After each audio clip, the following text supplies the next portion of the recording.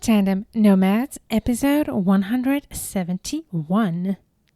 Albert Einstein said, "If I had an hour to solve a problem, I'd spend 55 minutes thinking about the problem and 5 minutes thinking about solutions." So if you're in a time where you're having a lot of business ideas or one business idea, but really struggle to know how to bring it to reality, but also have clarity around it, then this episode is for you. Hello, Nomad Nation. Welcome to Tandem Nomads, the podcast show and entrepreneurship platform where you can find great inspiration and tips to grow a successful, portable business and thrive in your global nomadic life. This is your host, Emel Deregi. I'm a business and marketing coach and the founder of Tandem Nomads. I'm excited to bring to you this topic today because along my journey through Tandem Nomads and even before, I realized that sometimes what really stops people from bringing their ideas to reality is the lack of clarity. So today I want to help you get clarity around your business idea or your business ideas if you have many. So today I'm really going to insist on the marketing aspects of how to actually define a business idea in a very clear way and in a way that will make you really make sure to plan it in a way that it is viable and profitable for the long term. Speaking of which, I've also prepared a workbook for you with some exercises that you can download to learn how you can get clarity on your business idea, but then build the steps to be able to bring it to reality. And this workbook is all based on my 3C system to grow a successful portable business. So if you want to have this workbook and use it to brainstorm on your idea and start building your strategy, go to tandemnomads.com/171 and you'll be able to find it right there. Before I go into the details of how you can work through your ideas, especially if you have a business idea but really struggle to know where to get started, or if you have many business ideas and you really struggle to know which one to pick and should you pick them all at once? Should you do one after the other? Which one is fitting most to what you should or want to do? So there's so many questions I know that you might be having, or maybe also already have a business but have different ideas inside your business. I hope that this episode will help you as well, and I think it will. So I'd love to hear back from you if you're in that case, because I do think that this method will also work in this case. But before, as I said, we go there, I think the big part before going into the systems and the marketing is to make sure that you have clarity on what you really want to do. What do you really want to achieve? What is your vision through your business idea? Or most importantly, what is your vision in general with how to align your business with who you are, what you want to do, but also your lifestyle? I'm not going to go into details through this, but I just want to share with you the first place where to start is to ask yourself the simple question: what do you really want to achieve with this business? I think that's really important that you sit down and think about it. And if you struggle to answer that question, I would invite you to take it even broader by answering this question. If you had a magic wand and you could achieve anything you want, what would you want to do? So this question is really important because this is really going to define the direction that you want to go. I do see a lot of people trying so many different business ideas just for the sake of starting somewhere, which honestly, I don't have anything against. I'm a big fan of people who like to be adventurous and to try out things and to explore. I often say there's a time to explore and then there's a time to pick a direction. But if you are in that moment where you just want to explore and see what's out there, do it. It's fine. And I love that. And keep learning, trying different things. But at some point, you might feel like you want stability in your life and you want results in your bank account. So that's, if you're feeling that way, then it's time for you to sit down and start thinking strategically.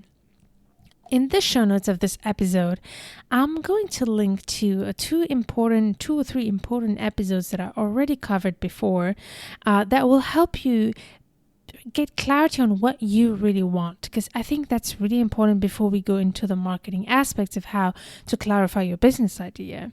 So the first link that I will share with you is the great interview with my dear friend and amazing coach. Her name is Sunday Bean, and we did a great episode called The 3 Steps to define what you really want to do. And she brings out some great tips there, so make sure to check it out.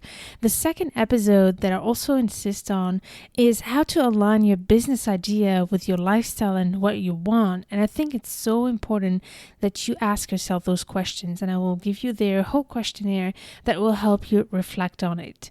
And the third one is an episode that I made for you a few months ago, where I shared what are the reasons why people end up never bringing their ideas to reality. So these are great episodes that I would recommend you if you wanted to dig deep into understanding the mindset in which you are. So if you want to find those links, go to tandemnomads.com/171 and you'll be able to dig into these. So once you've asked yourself those big questions of what you really want to achieve in your life and through your business, then comes the time where you need to be strategic about the business idea. And I will give you some guidance as well as some tips on actually why you might not be able to get clarity right now on your business idea and bring it to reality. And I'm going to start by explaining you the 3 foundations that make a business viable and profitable.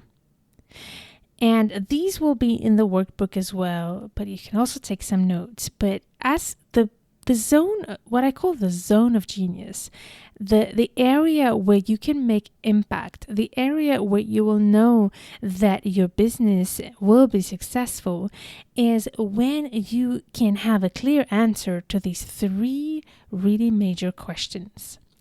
The first one is, what do you have to offer? What is it that you're actually selling?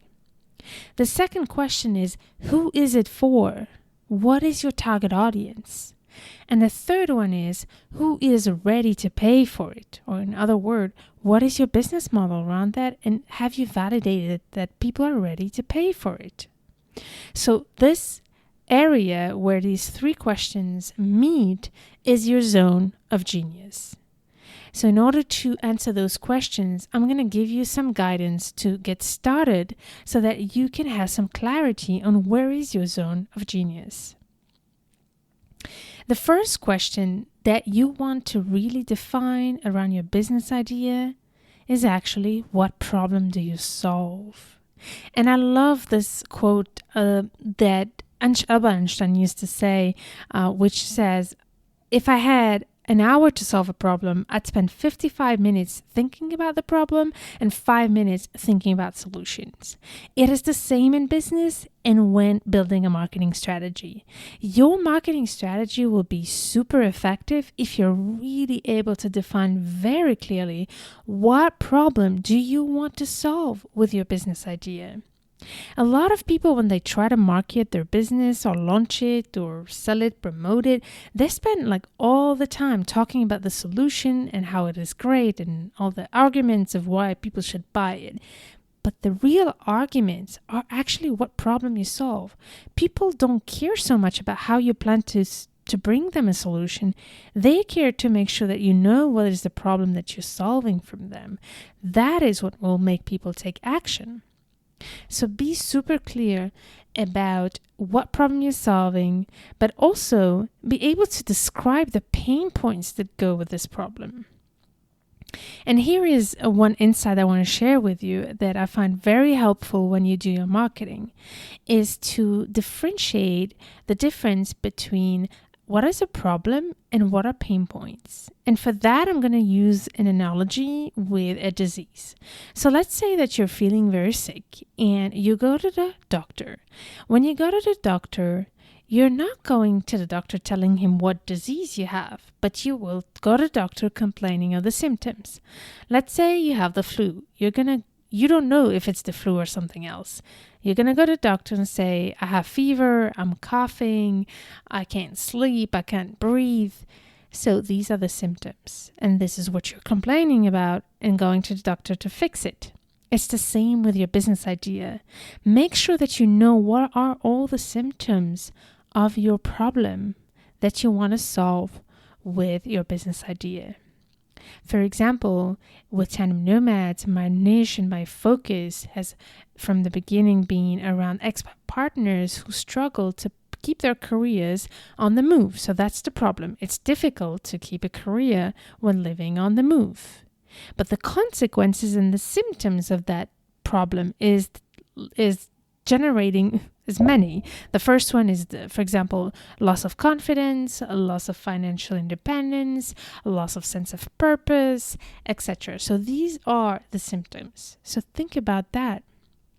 Take a moment, sit down, think about your business ideas one by one, and ask yourself, what problem do you want to solve with these? And then look at which one really resonates with you the most, and which one can you really expand on those pain points and those symptoms the most. Usually, the more you know about the problem and the pain points, the more relevant you might be to your clients. All right, and there's some exercises in the workbook of this episode that will help you reflect on this as well. And a little side note here. If you already have a business and you have some ideas you want to explore, or let's say you have a business but struggle with, fixing a specific challenge, I want to go back to what I said about the problem. I do think that being able to express and define the problem that you solve really well is not only helpful to get clarity on your business idea, but also helpful to solve challenges that you're having in your business. I always like to say, in other words than Einstein, is for me, a problem well defined is a problem half solved. So really take the time to really define really well the problem you want to solve so that you can move forward and get clarity on all the rest and all the other components that will help you bring your ideas to reality. When you do that, there's a second component that you have to be as well very clear about. And this one, I have to admit, for some people is really challenging. So this second question that you need to be very clear about is, who is your ideal customer? Who is the niche? What is the niche that you will focus on? And here, I know that most people who start in business try to target everybody on the market. And this is the worst mistake you can ever do in business when you start. Trying to tackle the whole market when you have very little revenue or very little resources is a danger for you. It will slow you down in your growth and even cost you a lot of money and time and energy, and probably a lot of frustration, and eventually lead you to actually quitting and having to stop. So please make sure to think about that. Who is your ideal niche, a small portion of the market that will help you be relevant and be able to target them faster? As I always say, if you try to resonate with everybody, you will resonate with nobody. So make sure to figure out what is that small portion of the market that you can relate to the fastest and the easiest. I have a whole episode on that as well, and the link in the show notes of this episode. So again, the link is tandemnomads.com/171. So if you want to have more guidance on that, please check out that episode as well. And there's a lot of exercises that will help you with that. But keep that in mind. You need to know who you want to serve, and that population needs to be the smallest and the easiest to achieve and attain.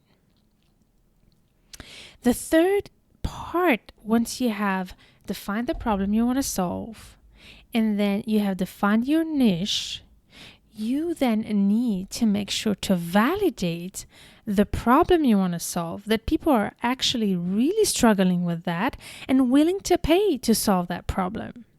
And here comes the big battle that I always try to win with all my clients and anybody who listens to this show.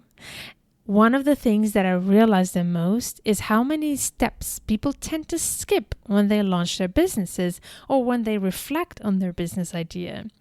A lot of people, when they want to start a business, they think about, what are they going to sell? What's going to be the price? How can they build a website, the business card, the logo, and the name of the business? These are all very important things. If you want to have clarity on your business idea, this is the last thing that you should even think of. Once you have that clarity on what problem you want to solve and who do you want to target, you need to do an extensive market research to validate that the problem you want to solve is really a problem that people are having and willing to pay to solve.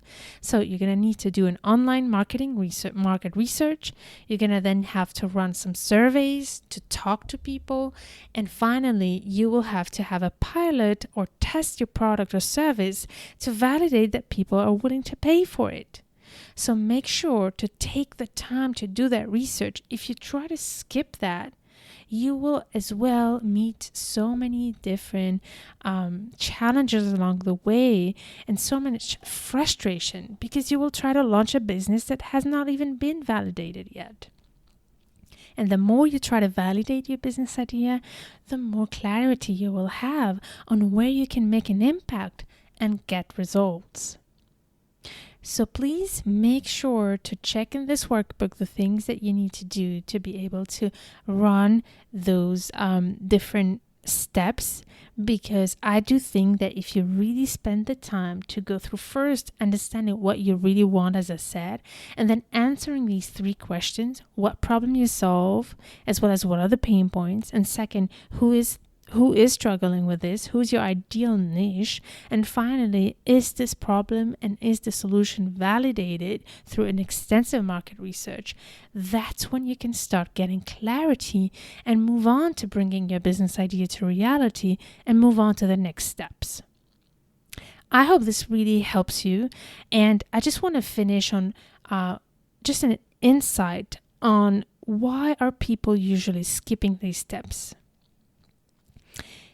And that's a big mindset issue more than anything else. So if you're in a place where you have this idea that's exciting you, but you're not really sure how to bring it to reality, please don't try to skip these steps. Although it might feel to you that you are being too slow and too theoretical, maybe even by going through these steps, you need to do it. Because the impatience, trying to skip steps, is actually not going to help you.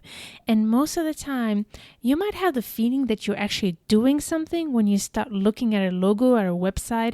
A lot of people think that having a business starts becoming real when you start having something tangible to show. And I remember one or two of my clients actually were sharing with me how they were working on this research phase, on this clarity phase for a few months, and their friends or partners or family would tell them, "What have you been doing all this time? You don't have anything to show." So don't fall into that trap, Nomad Nation. Don't fall in that trap to have the feeling you've got nothing to show, and that therefore you're trying to go faster into building steps and spending money on things that are not yet where it's not yet the time to do it. So make sure to really don't fall into this trap and don't skip the steps. And if you feel like you want something tangible, just follow the steps in this workbook. That's the most important thing to do. Trust me on that. Your logo, your website will just slow you down. And there is one other thing that's going to be tangible for you, and you will only realize it once you launch your business, is that during this phase of research where you will do market research, surveys, talk to people, that is when you will actually, in a way, already have been started your business, because that's going to grow your network.